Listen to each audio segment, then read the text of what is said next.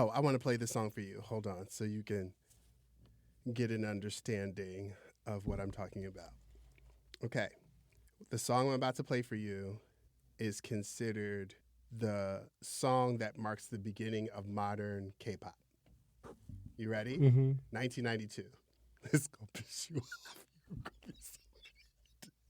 off.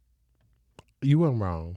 Okay, it made you mad, didn't it? What? From the first second. I said, wow. Okay, I think I'm ready. This is really interesting. This one was really super interesting. Yeah, I had a good time with this. Okay. This is Brunch, Blaze, and Ballad, where we eat, elevate, and talk about media trends from the past, the present, and the future from a Black perspective. I'm your host, Roger Turner. And I'm your host, Alexis Bertrand. So sit back, spark up, and let's get into it.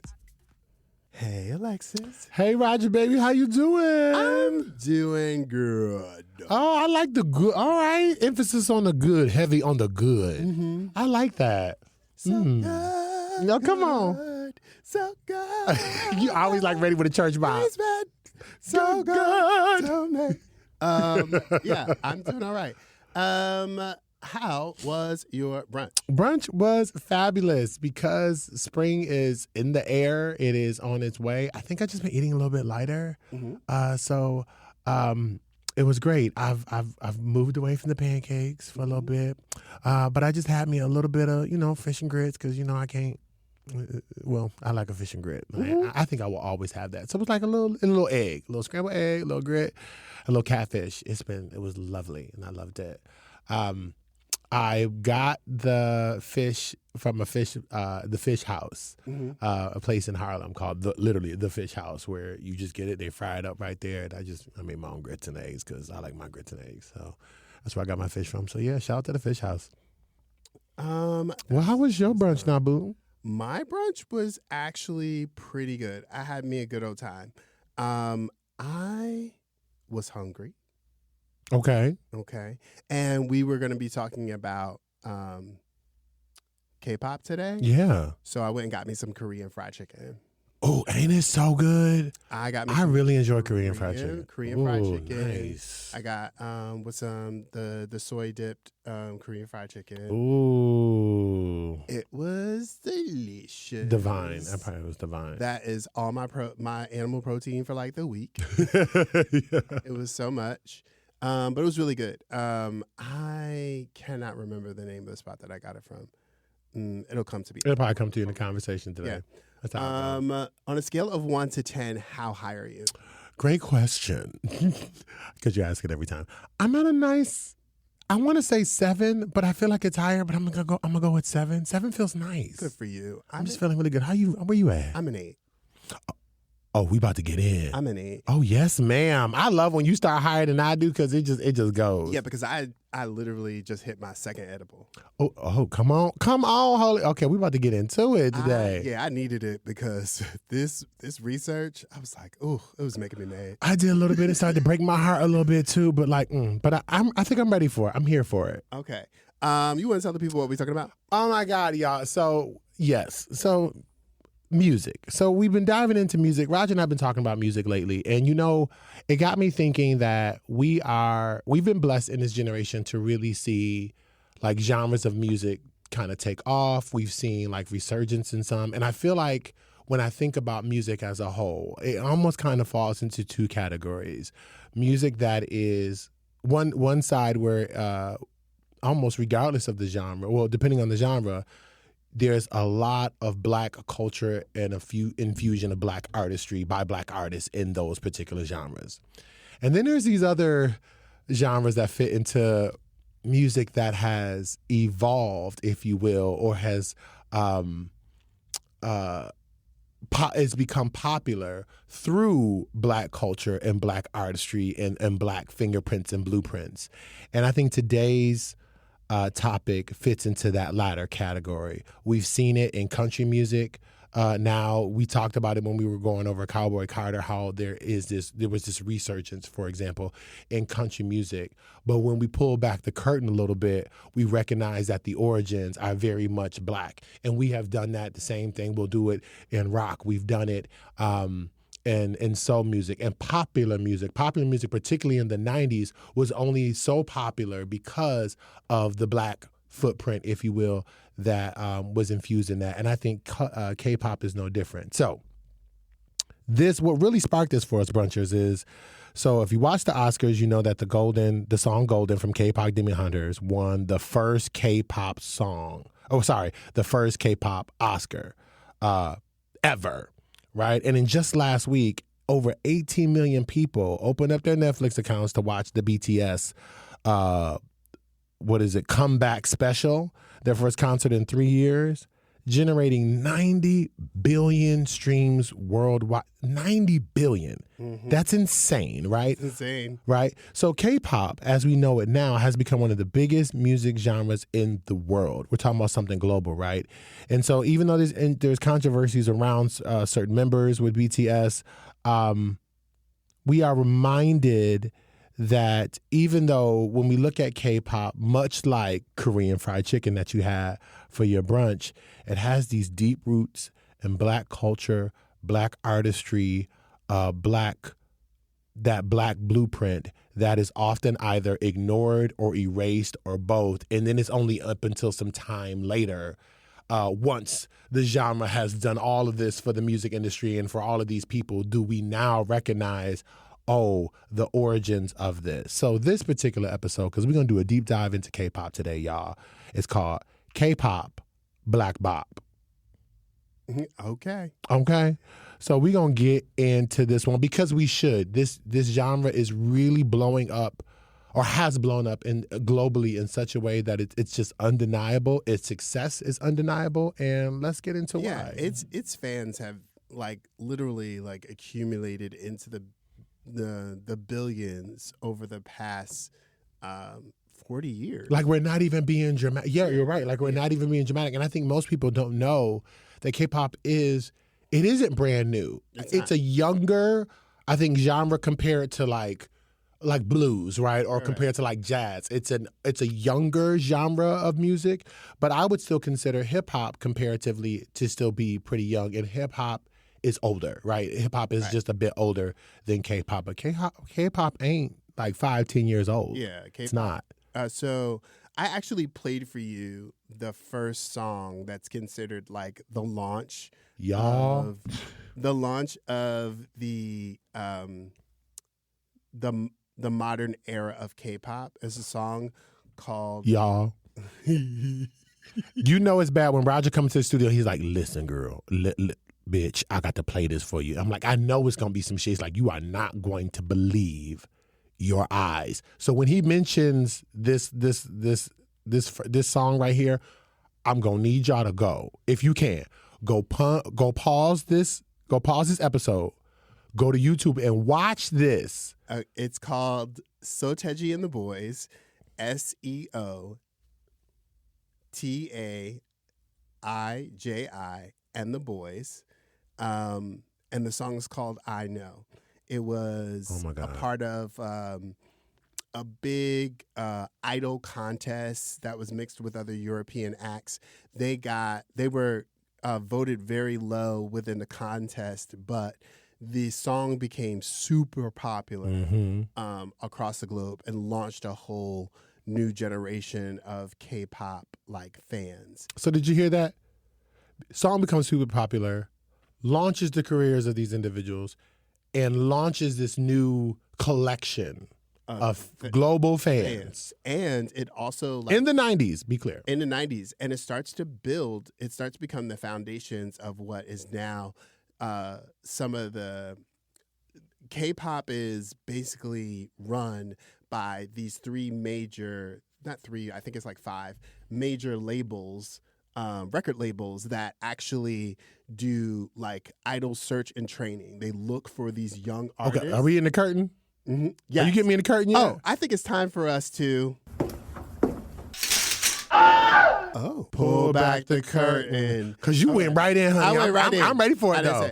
All right, so there's these five five-ish like record companies that the characteristic of K-pop is that these companies search for these idols, train them, see the early potential in these young people, sign these binding contracts, and then train the hell out of them. Yep. Like, in music and dance. We've seen it with and multi-languages. Yeah, you've seen that over here in America. Think of like the explosion of the boy bands and the girl bands in the 90s. Like even earlier. I'm gonna take you there. This actual talent, the talent nurturing camp or the talent training camp of young artists was actually originated by Motown in the 1960s.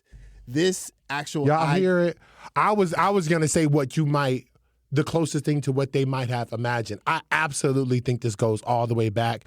But in terms of like, I'm gonna make you a through line for that too. So, here we go. So he took us all the way back to Motown. Motown. So, but before we even get there, let's talk about like the root of how Black culture becomes so intertwined with Korean culture. We got to go directly to 1950 to 1953, the Korean War, where the Korean War is a culturally and historically significant war because it's sandwiched between two major American conflicts, between World War II and the Vietnam War. Yep. And uniquely, it's the first war that the American Army is now integrated. So in the Executive Order 9981, signed by Harry Truman, desegregated the military. And as a result, the Korean War was the first major battlefield African-American activists who framed their struggle internationally squared off against the politics of the Cold War. This is the first time ever we're seeing Black activists are now being involved in world conflict. So this is unique that you have African American soldiers that are going to the United States out of segregation for the first time, and in the midst of the height of the civil rights movement. There's a whole new I'm gonna say it in plain English. Come on. There's a whole new type of Negro that's going. Okay, here we go. Going over here to Korea. Okay. Korea. So even though we said like global affairs, like this first war is like global conflict. Culturally, we're diving straight into Asian culture, right? Because this is where the conflict is happening, and more specifically Korean culture, right? And Korean culture. And so on top of the fact that there's this war, there's a huge economic crisis that's happening in Korea, and women that are in poverty are the best and most profitable way to actually survive and make money is sex work during the Korean War and even after the Korean War, because after the war is over, over 325,000 American soldiers were stationed across Korea in more than 150 camp towns. Those camp towns became cultural hotspots where Black American culture started to become a big part of Korean nightlife. So here it is. Entertainment, music, food, festivities. You got it. So during this time period, you have sex work and parties, and like you now are having these sex workers are now having relationships with these American soldiers, and you're having a whole generation of what's called Amerasians generation of individuals. Right. So young Koreans that were born out of Korean mothers and American soldiers as fathers. Come on, Blasians. So, right, and I just want to accent, like, it wasn't this, right, when we're talking about we have all these children, all these people of mixed identity, of biracial identity, it wasn't just out of like sex and soldiers, right? It wasn't just that. It wasn't just that. But let's be clear, that was such a huge, sorry, because I actually taught this, like it was such a a huge cultural boom.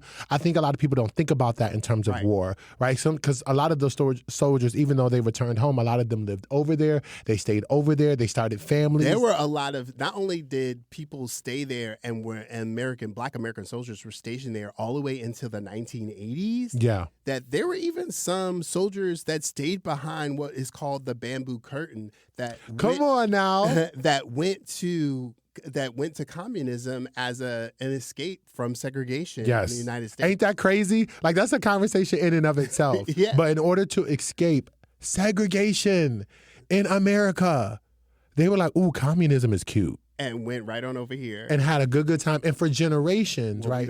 We don't know if they had a good. Well, I mean, they had enough to have children. And they had multiple children, right? But there's this the prevalence of the sex work is not the influx of all these children. No. It's the influx of the population of men. There you are. Into this culture. Mm-hmm. What the influx of sex work did was create a huge stigma for the obvious interracial children. Come on with it, Roger. You preaching today, baby. Of Korea, which were the black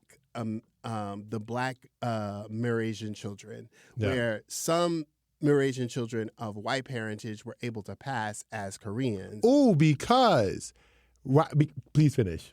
Were able to pass as Koreans, and even during this time period, while in the 60s, there's all these American soldiers that are there, and there's all these auditions for Korean talent to perform at USO shows and American camp towns. And so the second way to make income was sometimes sex work, and sometimes it was performing as a music artist in some of these camp town camps. Yep. And at the same time, you have this underground nightclubs, and then you have like the basement clubs, and where American soldiers are coming from America, specifically Black American soldiers, coming to Korea and infusing Black music. They're bringing Black vinyl records. They're bringing the dance moves, and they're showing you how to. They're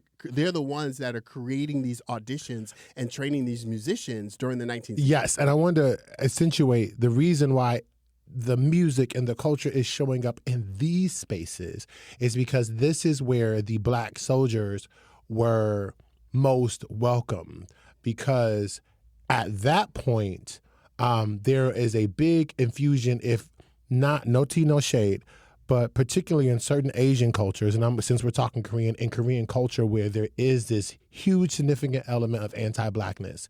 And we have talked about this through a lot of different cultures and civilizations, where the darker you are, the more you are removed from power, from access to privilege. So these American soldiers, even though we were joking about the whole leaving the segregation, going into communism, it's like, who's doing racism lighter, right? Who's the right? So even though they couldn't get into any places, right? So here I am in America fighting for this place, and I can't use that water fountain. But if I go over to Korea, no, I can't go into the Capitol House, but I can go into restaurants. I can go, even though it's on the not so cleaner side of town, I'm treated more humanly in these spaces that we might deem lowly, but they're not, because they were actually welcomed into these spaces. I would go one step further than being treated humanly. Like, Black soldiers were probably and very likely running the cultural life of these camp towns. Oh, yeah. So they had power and I'm with power you. And access and profit. Authority, and kind of influence. Yeah, absolutely. You're absolutely right on that. They had all of these things while they were there, and they were building good lives and building families. Yeah. They were gaining partners and building these families with women there in Korea. Yeah. And so great point. These American soldiers are creating a home, are creating a culture, and at some point during the 80s, Ronald Reagan becomes president. We're at the height of the Cold War, and there's this huge anti-American sentiment in Korea. And so Korea is now, even though they're still at the point where they're developing K-pop, Korean fried chicken, all of these American imports. Cuisines and traditions, infused with their own, are fused with their own, are developing, and they're creating these exports that are becoming profitable, along with exporting their these new American and Korean innovations. They're also actively trying to remove Eurasian children from the country. Yeah. So through Korean, through the Korean cultural governmental practices and the 1982 Eurasian Immigration Act that was passed, which prioritized the immigration of children of American soldiers born between 1950 and the 1980s. Korean children of Black American soldiers were overwhelmingly targeted with the cruel stigma of being conceived through sex work. Ain't that, you see that? Like, you just the racism of it all even shows up right here, right? It goes quickly from American soldiers with, who are many of them, what do you call them? Expatriates? Expats? Expats. I always say that word wrong. I think it's, the full term is expatriate. I think it's expatriates. Expatriate. Expatriates. I always say but expats, right? So it goes quickly from these soldiers who are now expats with the native people there to our government essentially, or this globally recognized policy of, there's a difference, there's this delineation, there's this line here between American soldiers and Black soldiers. Like, you got them from a prostitute. Everybody else, it's like, it's fucking wild. So even in those people who identify as multicultural, multiracial, automatically stigmatized, automatically devalued before they even have a shot. So when we say, I bring up this point because when we say that racism is global, like, it really fucking is.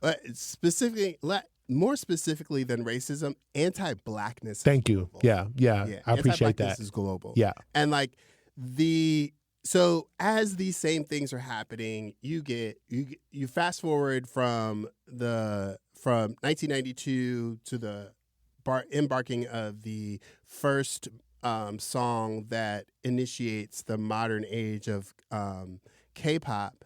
You now fast forward into the 2010s and it is everywhere. I'm teaching kids during the 2010s and I can't get none of these girls to stop singing, "You kill this love." Blackpink was everywhere, honey. Everywhere. Ruling the charts. Ruling the charts. They are K-pop group after K-pop group after K-pop group. Now, when I did this research, I want to start by saying, like, when I enter any topic,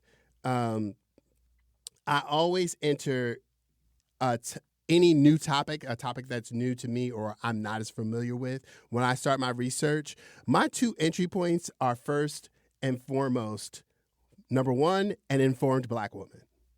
That's my first entry point. And number two, as an informed Black person living on the intersection of the topic. Okay. So I found two content creators on YouTube that had very good laying out of the relationship between Black American music and culture and K-pop. And the first creator, Lonnie's Lens, if you look her up on YouTube, Lonnie, Lani, Lonnie's Lens, gives a great breakdown of her being a young Black girl, falling in love with K-pop, and how her Blackness was weaponized against her as, why do you love K-pop? Because you're Black, but because she had, parents that were open to her loving all things, she learned Korean so she could learn what she was listening to in these K-pop songs, yes, and understand what she's saying, but started to know, as a Black woman in America, was still being turned off by things like, K-pop artists wearing Black aesthetic and wearing grills and then talking in Black scent and then constantly wearing Black protective hairstyles that they did not need without knowing what the hairstyles are called. In fact, there's a term in Korean that they call all Black hairstyles, which translates to reggae hair. So you just hit on something that we have seen since the. Oh wait, hold on. I wanted to mention the other creator before I do that. So the black woman was Lonnie's Lens, and the black person on the intersection is another creator. His content is called Reptarus on Ice, Reptarus, and Reptarus is on Ice. He is a Korean American who is the father of a black American soldier that was actually stationed in Korea in the 1980s, and a Korean mother.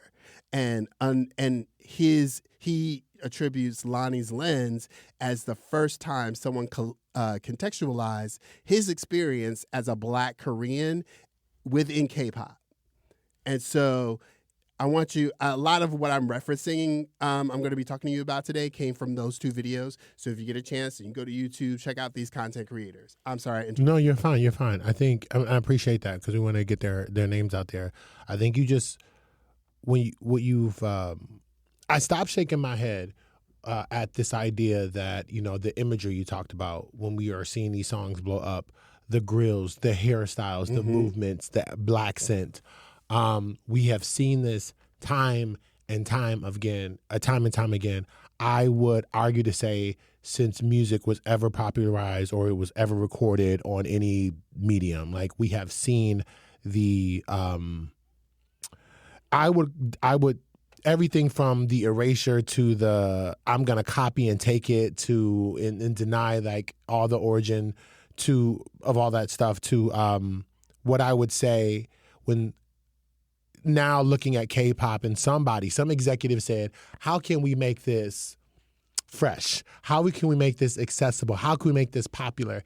And they immediately go to all things black culture. I'm not even going to hold you. Yeah, absolutely. Like it is insane. Down to like the clothing, the shoes, the type of background in which these videos are filmed. You literally can take, if you've seen any popular from Janet to Boys to Men to Jackson 5 to like early Destiny's Child, early like Escape, all of these girl groups. Like I'm literally watching them take it, running through this kind of Korean filter, and then like boom. And so the gaslighting for me is like when it shows up, this is so fresh. This is so new. Oh yeah. This is so innovative. We've never seen anything like this before. Yeah, it's the also like I can't take it. Calling these things like Korean inventions, and like again we've heard that. It's the idea of K-pop being a solely Korean invention is what is difficult for me, and then at the same time the rebuttal or the response to criticism around the extraction of black culture without recognition or curiosity, that the response is, oh, well, we're just appreciating. This is our way of appreciating black culture. Well, if it was appreciating, you would give credit to where it came from. Right. But we know that this is based off a culture outside of music, right? Where it was already in society where the anti-blackness always showed up, where it's like, this is what, there has not been a region of the world that has not taken from black culture, repurposed it, and then said, this is our thing. I would definitely listen to Blackpink or watch different different K-pop artists and hear the rap or hear or see the cornrows, and the movement, the style of dance, the style, all of it. We now judging others. Why are you listening to that stuff? Why are you? Oh yeah, because it's our stuff. And like Lonnie having her blackness weaponized against her. She talks about how another girl was like, "Why do you like K-pop? You're exactly. black." Yes, and it's like, well, honey. Well, first of all, even whether it came from us or not, like. I hate the idea that because we're black, we're not allowed to like things that are not associated with blackness. Yeah, I agree. That bothers me so much. Yeah, I hear you. What it does is it makes the world smaller for us as limited. It limits us so much. It limits the world that we want to explore, and it also minimizes the idea of blackness into a a monolith. A monolith, or like it's only you have to rest in that corner. And the crazy thing is, we wouldn't be the first. Like if we were like every time we've talked about any kind of like genre of film or music, we have found a Black presence. To your point, it might not have started with us, but undeniably, whatever shifts in culture, whatever meteoric booms happened, there was always a Black hand Listen, girl, in it. If we didn't start it, we improved it. Period. Heard. So sorry, can you please keep going? This is so fascinating. So we fast forward into the 2000s, and then we get all of these different groups that are popping up everywhere. Mm-hmm. You have Bong Se-hook, who is the former CEO of Hybe, which is one of the big record labels that finds all of these different K-pop groups. And he's also one of the creator of He is the creator of the K-pop group BTS. I thought I recognized that name. Okay. And he has a quote that says, "In terms of music, Black music is the base. Even when doing many genres like house, urban, PBRB, R&B, there's no change to the fact that it's Black music. The boundaries of the music genres are being broken globally." Black music is the base. And he's dropped the mic right there. He has that response. Then at the same time, here we go. Hybe is also the label that encouraged BTS to come out with this storyline around the first ever recorded traditional Korean song to be recorded on phonograph. That was recorded in Washington, D.C. Stop it. In the late That's 1800s. Right. Stop it. And so BTS, I watched their documentary. So I watched their comeback concert and I watched their documentary. Them poor boys, they need to be freed. Blink twice if you ain't okay. All of them was blinking. Blinking hard. Huh? All of them was blinking. They need to be freed. The record label literally convinces them because they can't figure out the tone of their new comeback album. Like the story of the album. Please set this up because this is a big thorn in my side around it. They're looking for a comeback sound. They're trying to do this comeback sound, and they go. And so So the reason why BTS is specifically so sought after this big return is because a lot of these K-pop groups die off for the reason why BTS had to take a break. It's because of military mandatory service. That's right. They had to take a break because they had to let their last few members finish their military mandatory service. And once all of them were done with their service, they could now fully all be full-time BTS. So they all come back. And the first thing they do is move into this house in L.A. for 2 months. And working on this honey, I watched sound. this whole documentary. They wasn't nowhere but in that house. So working on this sound. How y'all working on the sound in the house? Like, what are y'all singing about? Child. Y'all came straight from military service to this house in L.A. and can't go nowhere. What exactly are you singing about? They made a song about swimming in the pool. I mean, that's what the hell they were able to do. That's what they need. That's what they had. So here we have this hot group, right? They're making this comeback. They can't figure out how to make this. It's not working. It's not working. So the record company says, "Hey, we want to tell you about this song that was recorded, and it's the first Korean song that's ever recorded. You should make this the theme." And like some members of BTS are like on it. They're like, "Oh yeah, let's do it." And when somebody was like, "I feel yicky," they are like literally heroes in Korean music. I don't like comparing us. I don't want to be one of these. I want to hold on that legacy. I'm not in that legacy like that. He said that feels yucky to do that, to put us in that framework. And they're like, they convince them, they do this. And so they're making this a part of the conversation of what they're, and so they do this animated movie of like the musicians from Korea getting on a steamboat, not a steamboat, but a ship. And then they're going to the United States. They get to Washington, D.C., and they're on this college campus yard performing this song for all these people outside. Isn't that great? So that's great. They took it all the way back. All the way back. However, if you pay attention, what they did do correctly was depict the campus that it was on, which was Howard University. And Wait a minute. The Howard University? The Howard University. Are you telling me the first place where a Korean song is recorded is at Howard University in Washington, D.C., a historically black college. The black of it all. A historically black university. And they ain't lightly black, okay? They blackity. This is Howard. So it's blackity black.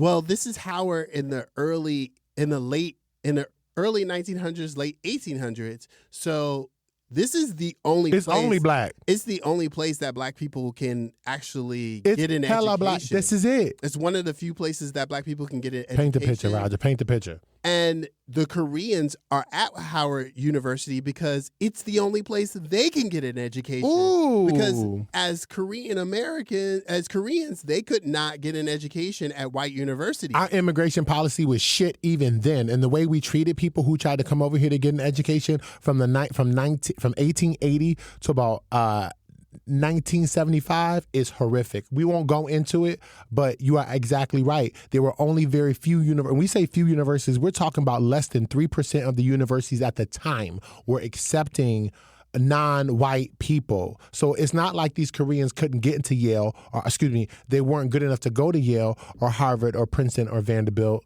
They were not allowed. They were not allowed. Or if they were, the numbers were so small. Like they literally would be like, we're taking 2. And that's it. And that's how the fucking shit was going. Except for places like Howard University, Tuskegee. Howard University accepted these students with open arms and help. And so they were on the campus. They could record this song. And in this animated depiction, they have these young early musicians performing this song on the courtyard of this major HBCU campus with a predominantly white audience listening to them. And here comes the anti-blackness of it all. Because, honey, that's not what happened. It looked like... Not only would there not be black people in the back with white people in the front, there wouldn't be white people there at all. They wouldn't be. And if they were, I'm not even going to hold you, they weren't happy. Because places like Howard got protested on the weekly. Yeah. Right? As in, keep your people over there. So I'm not trying to be funny, but at this particular time of this recording, it wouldn't have looked like the House of Benetton. Why the hell did that look like the House of Benetton and some bullshit? And it had like a Charlie Brown Christmas special. And so everybody. It's like it's half the Bitch, and so everyone. So there's these different arguments that are making excuses for BTS and their record company saying, it's a language barrier. They may have known at Howard University. They may not have understood that it was a historically black college, and maybe that's their perception of what the environment would have been, blah, blah, blah, blah. And my response to that is, come on, they absolutely could have known better. Like, these are world-traveled musicians. They've been to the United States. You just spent millions and millions of dollars on this shit. They just got finished living in L.A. for 2 months. That part. They've been all over the United States. Half of them speak English. They interface with Black American songwriters and choreographers on a regular basis, and y'all couldn't just ask somebody? No, but you knew that the recording came from Howard University, and you want me to believe that nobody took a second to say, where's Howard University? What is Howard University? What's the story behind that? Because you can't tell me that they were going to go ahead and promote this narrative for BTS had that recording been associated with some bullshit. Had it been associated with Trump University or some no-name Scientology anti-immigration kind of university. If there was any ugliness, my point is they did the research. And I feel like, nope, there was too many people that chose to ignore this. You can't tell me that all of the people were culturally unaware. You are fucking lying because we know the product that you've been putting out. Well, it points to a point that Lonnie Lenz makes in her video, which is entitled K-pop Korean, ? The Blackaboo Problem. Oh, I love that title. she points out how it's been a common marketing strategy of K-pop to say racist and salacious things as a part of the conversation and then diffuse it later and not really care whether they're seen as a good guy or a bad guy as long as you're talking about them. Yep. So, that's fucked up. To your point, it's very likely that they knew exactly what was going on and knew that this was going to be a point of contention for Black fans. Oh, wow. You're even taking it that far. Yeah, wow. Well, yeah. Yeah. But I mean, yes. And even so, you can't talk out of both sides of your mouth. You can't tell me that you're smart and you're stupid at the same time. Like, I don't buy it. So there's all different types of evidence of extraction from K-pop, from the marketing and saying salacious things to the adopting of Black protective hairstyles to the fashion choices to the drafting of Black American songwriters and choreographers and then not paying them. Nothing. Like not anything. There's stories of like songwriters like having to chase record companies for a song and a dance move that was created for the song that they used along with his background vocal track Ain't that some shit? For the song and had to hunt down to get paid. And only got paid after it like blew up to something. Okay, so now this is substantiated. Now we're going to take care of you. And then got paid trash. Yep. Got paid trash. And so there's this constant like pulling from Black culture, but then spitting in the face of Black American fans when they critique you on the use of this Black culture. Right. I don't want to ignore, denounce, and not acknowledge the beauty and the richness of Korean culture that is also a part of K-pop. Absolutely. And I think, and I just want to, because we just hadn't said it, so I just want to take a moment to say, like, for us, I mean, I speak for me, but I know I speak for you too. It's about the and it's not there. Yeah. Right? It's like, it's Korean and Black. And the fact that the Black is being left out, but we're forced to watch it. We're forced to engage the way it looks. The entire package. Yeah. The entire package, from the song to the way it looks to the way you should even, I mean, y'all need to check out these videos to the way they're like doing their mannerisms when they're trying to accent the words that they're saying. It is all Black. So the fact that I don't want to say harping, but the fact that we're putting a thumb on this is because the and is missing for me. I get all the Korean and I'm not getting any of the Black love. Right. And that I do want to address the fact that there are, so something that Repertoris on Ice is talking about in his video is that he echoes and cosigns everything that Lonnie says. Like his video literally is inspired by Lonnie Lenz's content. But he identifies as Black and Korean, right? He is Black and Korean. Mm-hmm. He adds to that there is a generation of not just K-pop artists, but Korean K-pop artists, but Black Korean K-pop artists and biracial K-pop artists. Oh, here we go now. The world that are starting to that are entering the conversation of K-pop, pushing against K-pop standards of like brown skin Korean K-pop artists refusing to lighten their skin color for music videos and recognizing the origins of different Black music and recognizing that both sides of their culture influence their music. And I see. There are artists that are starting to emerge, and you're seeing that in like artists like Anderson .Paak, who now has come out with the movie K-Pop. Oh, before, you know what? No. Let's go to this because I love it. I love that you brought him into this conversation. I love it's what when you were sharing that piece, it got me thinking. We've seen this again, where we're talking about the existence of a musical form that is 50 years old. Let's go 50, right? Because I think hip-hop, maybe 40 years old in terms of enough popularity, because I think hip-hop is like, it just turned 50, but I know it's younger than hip-hop. So let's say 40 years old. Maybe 30. Maybe 30. If we're saying 1992, then it's... Oh, definitely- fair, right? So Yeah. that's like 35, 37 years, right? Yeah. So 35 plus years, right?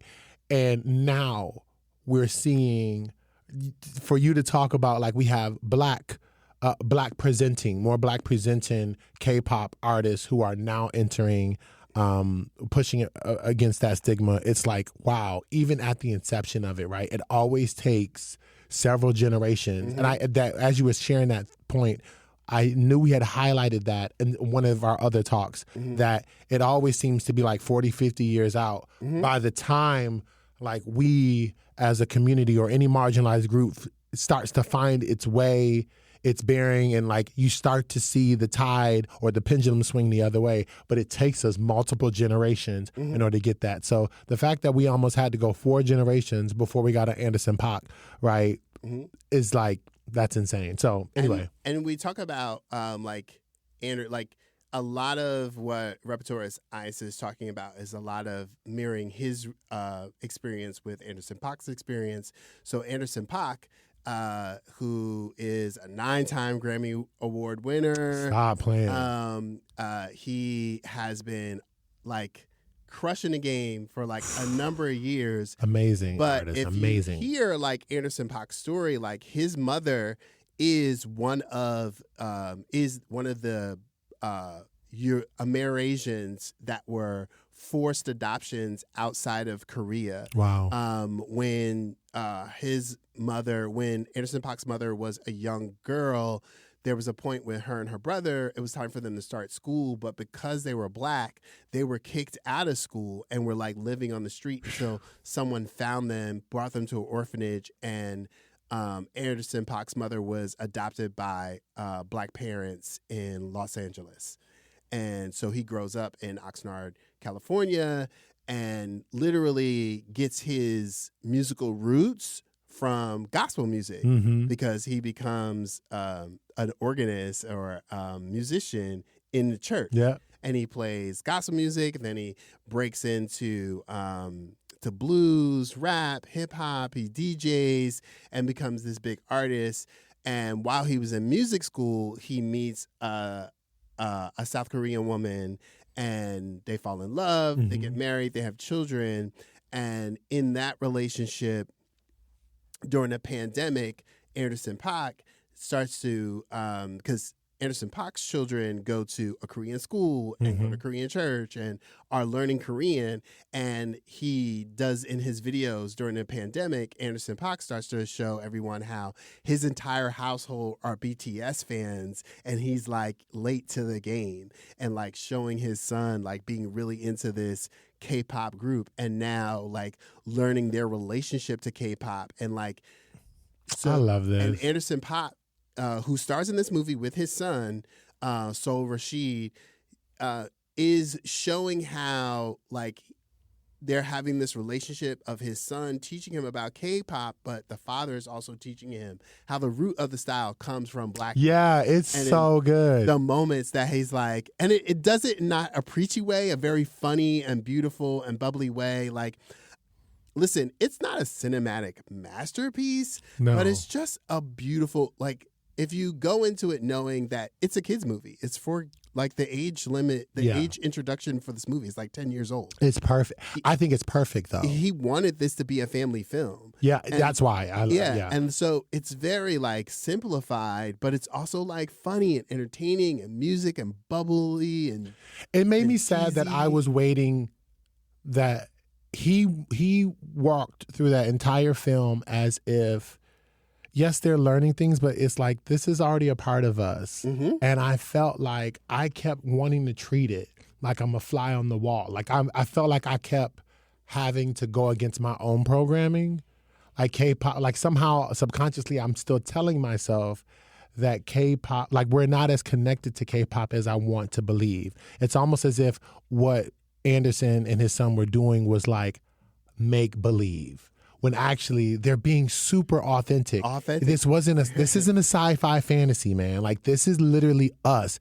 And I felt like I was, as I'm watching this, enjoying this, and this is just really a story of a black man and his son and their journey with music. And like, really, to me, it was about their relationship, which was already beautiful. But I also was like, damn, our connection to this genre of music is like very, very real. Even though I wanted to keep treating it like it wasn't. It was so sad for me. And I think we're always going to learn more about the world, especially when we start getting stories. I've been really thinking about very intensely about intersectional stories. Like, especially when we did the Oscars episode and like when we talked about the diversity and inclusion incentive for Best Picture, and like how easily you can qualify for Best Picture under these new diversity laws. They could easily be adjusted if you went from having one or two people be in one of these marginalized groups and making one or two people intersectional members of these marginalized groups. Intersectional stories are where we're learning about our world and how we're more connected. Absolutely. It took an intersectional story from someone like Anderson .Paak and his son to expose how the beauty of what current K-pop is, but also the Black legacy that it is birthed from. Yes, in ways that I think like, because I think other people would like connect like Megan to this, and I think like for many of us, Megan's like bringing them into hip hop and her going over into K-pop, right? It felt like it was this, they were calling this crossover. Yeah. And in many ways, technically on paper, by definition, yes, it was. It is. But it still felt performative. You know what I mean? It was like, it reminded me of when Aerosmith and Run DMC did that classic Walk This Way. It's like, we live on two different sides of this. And we're bringing these genres together that one's clearly just me and one's clearly just you. But we know history teaches us that actually hip hop and rock are so close together. It's, right?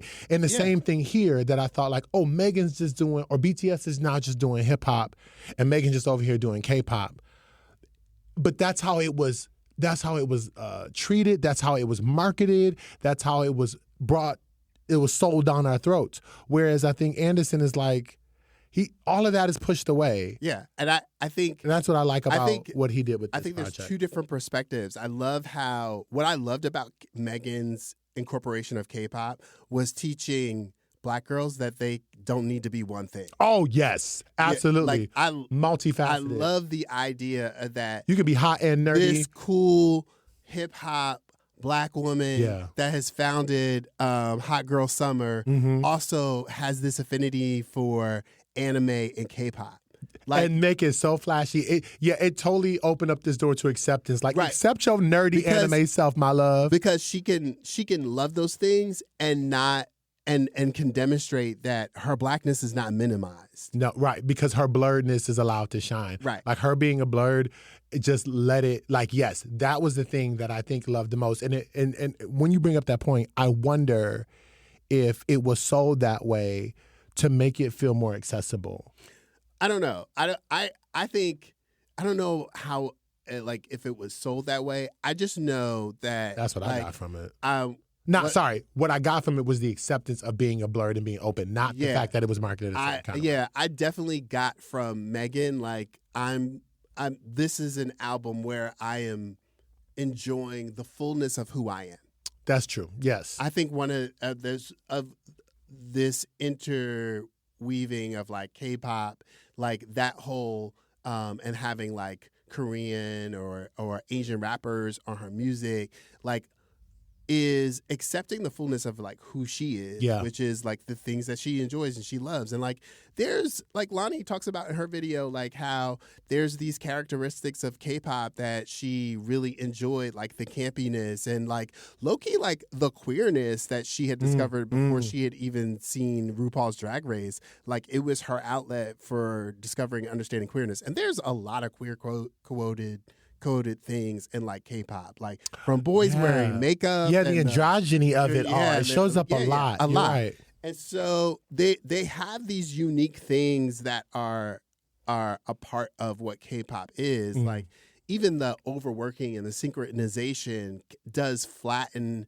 the choreography and like the emotion of the music, but it also is like hyper visual and campy at the same time. So there's this aesthetic that, like just like I enjoy watching, just like I enjoy like good reality show over an intense documentary, like I may enjoy like this K-pop song that's hyper visual and nice to look at over, the in-depth hip hop music that I might be listening to. This is why like we have certain musical groups when we get into these people who love music get into these arguments like why was this group so popular? They were so popular not because they all could sing down the house. It's just when you put it all together, the dance moves, the easy accessibility of the song, the visuals, all of that, people were able to embrace that. Like as you were sharing, I was like, this is why the Spice Girls were so big.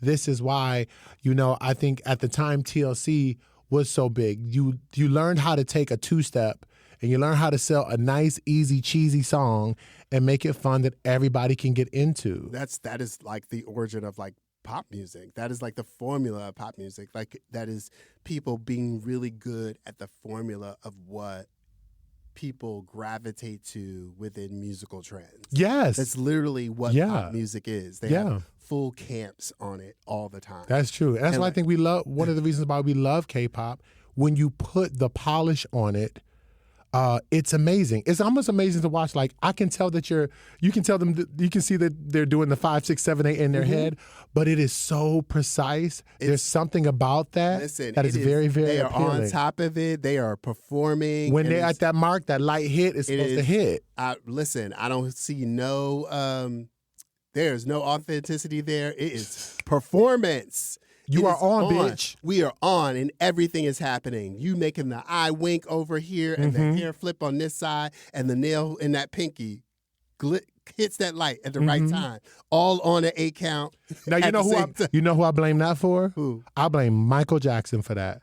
Oh yeah, I just think about one of the first artists. Michael definitely did that to pop. And he music, would tell you like, so how did you get your performances do all like this? He's like, 'cause I review everything. Yeah. It's and it's rehearsal. But you know what Michael is a child of? Motown. Motown talent development camps. Yep. Like this was a Black American invention that is now a major K-pop staple. The only reason we don't do it in America today is because record companies don't want to spend that kind of money. Right. Because artists actually want their money when they work. Right. So. Because you can't do it no more. Right. And over here in Korea, they still robbing these kids for their money. Robbing them blind and working them to death. They make $1 million off these kids. So, but it is still it's an Black American invention. And I want to point out, like, Motown is crucial in creating this invention of camps. And I also don't want us to like ignore or recognize. I want us to recognize and really name that, Berry Gordy served in Korea from 1952 to 1953 as a serviceman. What? That is no coincidence. And at the end of his service, ended up becoming a chaplain's assistant where he drove a vehicle and played organ in church services. Wow. Berry Gordy was a practicing musician in Korea during the Korean War. Wow. You can't tell me that's not a coincidence. You can't tell me the man that brought the architect of the soul sound, the supreme, like everybody, the black Temptations, popular music sound across America. You can't tell me the architect didn't leave a mark in Korea before he left. You can't tell me you didn't. And if we could really dig back to the DNA of K-pop, we probably would see Berry Gordy's and you got it print on there somewhere, tell me which that is insane. A lot of like into the 60s, there's a lot of different servicemen that are also in relationship with Motown through legacy, through family, through actual service.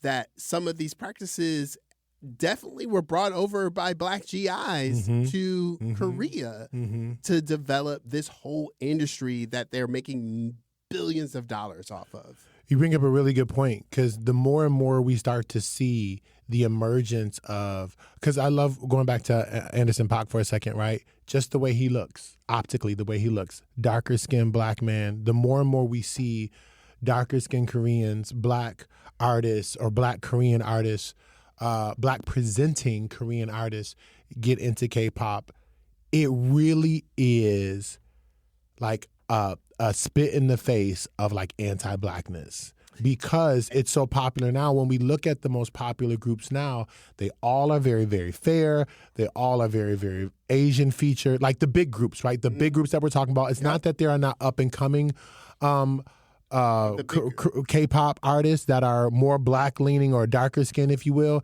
It's just that the big ones all happen to look a certain kind of way. So anytime we see someone that looks more like us show up in this, it really is like a punch right in the face of like of anti-blackness, because I think that is something that is just prevalent in Korean culture. I'm not calling Koreans racist. I'm saying that embedded in the culture, it is this air of anti-blackness that has permeated all parts of that, and culture includes music, and food and traditions and dance. Documented history of institutional anti-blackness in Korea. Period. Let's just leave it right there, right? So every time we see a darker skinned artist out here, it is literally a fly in the face of anti-blackness, right? In ways that we wouldn't see that in other genres, right? I'm not saying it doesn't exist there. And like to your point, I'll take your point one step further. That that erasure is not just a punch in the face to blackness. It's a punch in the face specifically to black fans of K-pop. It's a betrayal to those fans. Great point. That paid you money, that invested into your work, and then you disrespect them. In like the Kiss of Life group, K-pop group, they had like that live stream of one of the members' birthday live stream where they got on and they all dressed up in, hip hop garment and wore black protective hairstyles and spoke in black accent for like 2 hours. Not thinking, right? But believing that was okay. And then not caring it wasn't okay when black fans responded to it. Like, that is a spit in the face to your black fans that actually patronized your work. Oh, God. And you bring up something else that I think what makes K-pop young is that now the more and more that, because there was some backlash by that, and it's going to cause, I think, these real big K-pop artists, the bigger you get, the more. Now, I'm not saying it's still not Korean centered, but if you're trying to have this global brand, right, you can't come over to the States if they think like you're being racist or you're being anti-black. Like, it's just not going to fly. And I think maybe for the first time in a very long time, we have these world artists who are now paying attention to what their fucking fans are saying too. Yeah. And I think that's very new. Because it's like, why are we still in a day and age where we have young people or young artists getting on here, making fun of black people for 2 hours and acting like they don't know? I said, but they don't live here. I'm thinking if they were artists or a group here, I think you would know just a tiny bit better, right? Just a smidge better. Listen, I don't believe they didn't know better. No, well, you can say I'm with you. You can say you didn't know better, but then you have to put out a statement. And I think now we're going to actually have to, I think there's going to be some holding some of these K-pop artists to the fire, because we see that all the time in Western artists. We see this all the time when they say the wrong fucking thing, and we're like, oh, baby, you about to get dragged. Right. Or your ticket sales about to go down, right? And I think the second that shit starts happening, over here, I think they're going to have a big problem, because I think K-pop wants to be big over here in the West. It wants to. Well, yeah. I mean, definitely now that, you have the first K-pop song to win an Oscar. BTS is one of the largest groups in the world. Full stop. They're becoming a hugely marketable thing, but that won't last as long as they think it will, or be as profitable as they think it will, if they don't start recognizing the culture they're extracting from. You need the black vote, basically.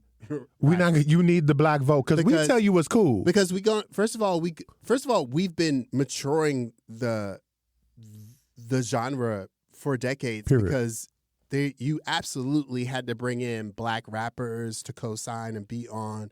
Black choreographers, black cinematographers, black videographers. Stop playing with me. Now, when we start learning that you're just going to strike for us and not value what we have to offer, we will move on. And we're going to tell you that you're not cool. And you don't want the black people to tell you not cool. And then the thing that we were all on top of, we're not in it anymore. Nope. I mean, take a look at jazz. Right there. We invented jazz, and you got to throw a stone pretty far away in order to find some black jazz musicians. You know, Samara Joy out here representing, but hard for decades. I was looking at the Blue Note with all these white people in here. Right, like, it's just Kenny G forever. I guess that's all. Going to the college jazz music department and find out the whole class is full of white kids. Skibby the bop bopping, just skibby the wop wop. Okay. What are you doing? Went to Red Rooster, saw this white woman singing scatting. But this, yeah, like hey, you better be careful because we will leave the genre and move on and build something else. Because I ain't trying to be funny, but when we say it's cool, it becomes cool. When we say it's not, it's not. You can pick anything out here. The second black folks stop fucking with it, Target out here, okay. Lonnie said something in her video that said, like, she talks about how there is no profitable musical genre that did not originate from black music. Come on with Lonnie. Yes. Drop them. And that is just a fucking fact. Just for us as black patrons, that I am very much, I know it's very difficult to run the line of like treating your dollar like a vote, patronizing the things that you want more of. And it's hard to like, you know, you also don't want to fund places that are also, you know, funding our demise. Right. So you have to navigate that. But at the same time, we shouldn't be regulated to only the things that are considered. Preach. And like, I want us to encourage ourselves to, you know, make the world bigger for us. Listen to classical music and jazz and all the things that we don't traditionally have. Like, I think one of the sad things about public education is that we don't have as many arts in public education. It's always the first to get chopped. It's always the first. We don't have as many art, but someone made this report earlier around how the height of music expansion and renaissance in the United States and in any country is when arts public education becomes more accessible to more people. Mm-hmm. And like, it's one of the reasons why we have such amazing actors coming from Great Britain because of public arts programs. Right. Absolutely. You know, I think, and to dovetail off of that, for me, I have learned, particularly when I was doing my research for this episode, and even in this conversation, that I need to keep telling myself till I no longer believe that my black self does not have space in that thing, or I am just a visitor. In many ways, I am a visitor to certain things, but when it comes to particularly when we think about traditions and traditions around food and traditions around music and dance, it is so interwoven. The second you start to peel it back, it is so layered. It is so pulled from many different cultures and places and regions, and which is all to say that my very black self has origins in all of this. So I need to keep telling myself that and reminding myself, and I want all of us to remind ourselves that whatever we find ourselves, ooh, this is new, I like this over here, we are not necessarily foreign to it. More than likely, Our ancestry is connected to it. So there might be some reason why you are attracted to K-pop, because it might have something to do with your lineage. You just don't know about it, but there's something there that attracts you. So don't ever feel like you are an imposter in your own stuff, honey. You are attracted to it because you're supposed to be. And I also want you to check out the movie K-Pops by Anderson Paak. Seriously, check that one out. You could definitely rent it or buy it on Apple TV. I think Fandango Home still has it streaming. I saw it on Apple. It was great. Yeah, it hasn't come out to a bunch of different places, but if you want a nice, good family, cheesy musical movie, that is the thing to watch. And if you want to see a different side of Anderson Paak, I was so impressed. Listen. It was given Hallmark, but I like a good Hallmark movie. So I'm not even gonna hold you. If we don't, like you said, if we don't originate, we elevate. When you add in the blackness, when you infuse it, it just elevates. And all we are looking for is the proper recognition and kudos and flowers to what Black people bring. Proper recognition meaning money. Pay us. That part. Pay us for our things. Pay me if I. What would you want? Pay me what you would want. Pay us for our things. What do you want to tell the people? I want to tell the people something that you said. I want to remind the people that you belong in every space you walk in, period. All right. And I want you to know that you are enough just as you are. Thank you all for listening. Thank you so much.